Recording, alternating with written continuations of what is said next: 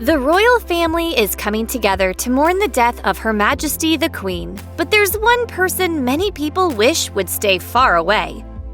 As the world mourns the death of Queen Elizabeth II and the end of her 70-year reign, arrangements have been made for her final send-off. The late Queen's funeral will be held on September 19, 2022.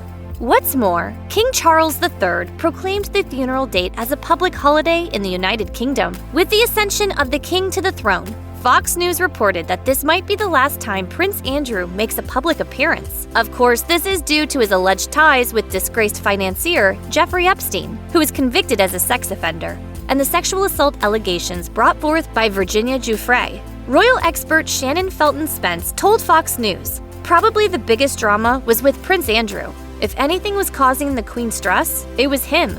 He was a real crisis." Spence, formerly a British public affairs official, added, "His boss now is King Charles, and he doesn't have the same fondness for Andrew as his mother did.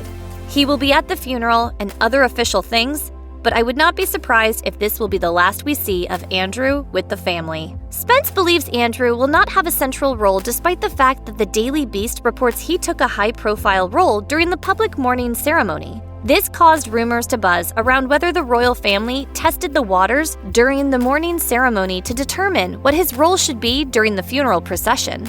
Still, Prince Andrew's future in the royal family remains to be seen, especially as members of the public share their opinions about the disgraced royal. Another reason Prince Andrew, Duke of York, might have cause to worry is King Charles's widely reported plan to modernize the monarchy. As royal expert Jonathan Sacerdoti explained to Us Weekly, it's always been rumored that he wants to slim down the working royals at the core of the family. Following a difficult few years, during which Andrew's sex scandal was constantly in the press, the newly crowned king will be looking to ensure only the most important and trusted family members are front and center in an attempt to save them from further negative attention. The various royal press officers are generally left to their own devices, which makes it tough to effectively handle PR scandals. Likewise, if there are a few higher-ranking members of the royal family, taxpayers would have to pay less to fund their lifestyles, which would likely also endear them to the public more. King Charles may soon come to regret letting his beleaguered brother play a central role in the Queen's funeral.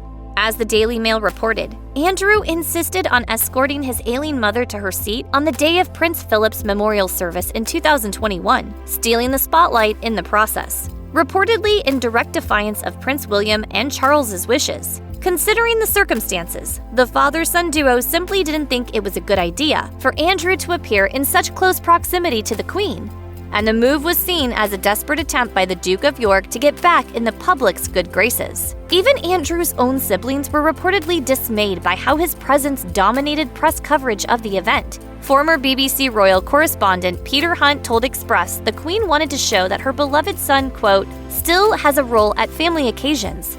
Hunt elaborated, "It's one thing to accept that he should attend his father's memorial service. It's quite another thing to then give him quite a prominent role, so it was an active choice to give him such a prominent role." Funnily enough, as the New York Post points out, Andrew could still become king someday if things go seriously south for the royal family, since he's currently 8th in line to the throne. Considering how people are reacting to his presence now, one can only imagine the furor that would rise if that day ever came.